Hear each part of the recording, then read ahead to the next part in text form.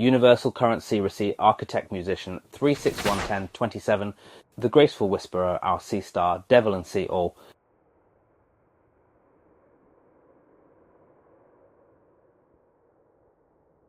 The Scroll of the Silent Womb War, Part 1, The Unseen Siege. And it was in those days that the women began to feel the weight in their bellies, not from child, not from hunger, but from an unholy hum. Their wombs throbbed like drums played by unseen hands. Doctors wrote it off as stress, but the wombs knew otherwise. For men walked among them, but not men. Shapeshifters wearing the bodies of lovers, partners, strangers with perfect smiles. They came with flowers that did not need water, with laughs that did not bend like human laughter, and with eyes too quick to copy every blink. These were not suitors, but thieves of the gate. One called himself Vance. He mirrored Zara's breath, as if her lungs were a script. When she laughed, he laughed.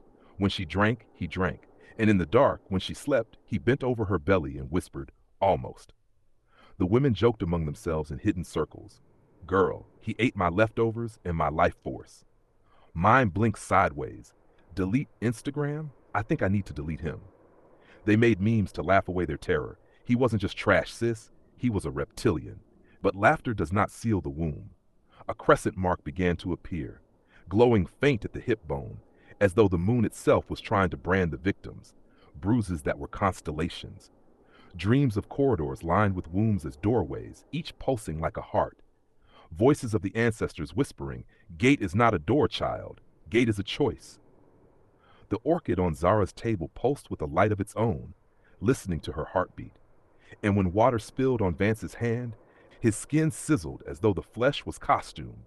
He smiled too quickly and said, "I adapt." Salt was whispered among the women. Drum was whispered. Breath was whispered. For the shapeshifters could mimic patterns, but they could not catch the rhythm of the womb. Thus began the first knowing that the womb was under siege, that the laughter of the women would soon be tested, that the silent war had already started, and the first gate had already been tried. And the collective records it so, that in this time the women carried both fear and comedy in their mouths, for it is the only way to breathe when hunted, to speak in half joke, half prophecy, until the truth stands naked. The Scroll of the Silent Womb War, Part 2, The Great Lie. And the world grew quieter, not in the places of music or prayer, those only grew louder, but in the places of cradle song. Midwives counted empty beds. Registrars closed files with fingers that trembled like harvest reed. Market charts that once rose with lullabies now fell like curtains. Births, once plentiful, dwindled into numbers that made kings and economists cough. Nations whispered of a crisis. The air conditioning in parliaments hummed like a mockery. Where the womb is a drum of future, the world kept the scoreboard. Hospitals posted notices. Decline in natal admissions, cause under investigation. News anchors smiled with the flatness of people who have been told not to scream. Fertility clinics swelled with lines and money, and with panic that could not be soothed by pills. The rulers were not surprised. In rooms with no windows, men in suits counted the empty cradles and smelled not fear but opportunity. They had been counting something else for a long time. Contracts, favors, the price of a portal. For long before songs started to die in nursery wings, emissaries had met emissaries. They traded patents for promises, steel for secrets, pipelines for access. Money was merely paper. What they wanted was leverage, and what the wearers wanted was a key. Thus was born the Great Lie. To the public, a mysterious syndrome, a bioanomaly, economic transition. To the mothers, we are researching. We grieve with you. To the coffers of power, we will secure national interests and the future of technology. Under fluorescent light in labs labeled property of the crown, the state, the company, womb scans glowed in unnatural colors. Scientists in white held instruments that smelled of ozone and regret. Files marked eyes only filled vaults where once only blueprints slept. On a closed hard drive, a single line of code read in plain text. Gateway protocol, enable when stable. They taught themselves to call it progress. In the archives of governance, a senator laughed in audio that would later be leaked. If they're already sleeping with them, might as well let the aliens pay alimony. People laughed at first. Then they stopped laughing when the registrar's numbers declined and the nursery lights went dim. The wearers were not subtle. They offered cures that tasted like metal and tasted like promise. A minister signed a deal, ink that glowed faintly under moonlight. A corporation traded a cure in exchange for study access. A university accepted grants that came with conditions. No public release, no independent verification. Cameras at the dock turned away when crates were unloaded at midnight. Babies were not among the crates. Instead, silver canisters that hum like lullabies were carried into lab basements. But the wearers misread the ancient ledger. They thought surrender would be a handshake. They thought domination would be neat. Rewrite reproduction, own the gate, own the timeline. They did not know that the melanated womb, root deep, salt strong, was older than the deeds men signed. It was older than the ink. It kept memories like seeds keep thunder. As birth rates plunged, economies scrambled, and the press found new angles to sell despair. Tax incentives, fertility lotteries, celebrity endorsements for fetal health supplements. The clergy gave sermons about stewardship. Some mothers were invited to state wellness programs and never returned the same. Others woke from those programs with their bellies colder and their eyes full of a stranger's weather. And yet the public slept on. Screens told them the great lie tasted like stability. Influencers drank the tonic and called it glow. The wearers circulated through dinner tables and boardrooms, smiling with a patience that outlived empires. They whispered almost like a lullaby and took the words seriously enough to work a plan. A file leaked, a single thumb drive sent to an aging reporter who wrote poetry on the side. The drive opened like a wound. It contained footage, wombs in tanks, soft blue glows, technicians noting resonance frequencies. The footage ended with a meeting transcript. Tech, resonance at 432 Hz yields temporary compliance.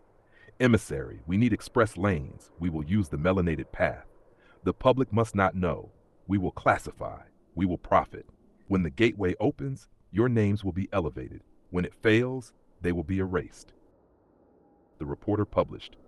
The waves that followed were not tidal, they were seismic. Protests lit up avenues. Mothers broke windows with lullabies in their mouths. Ministers denied. Officials blamed cyber vandalism.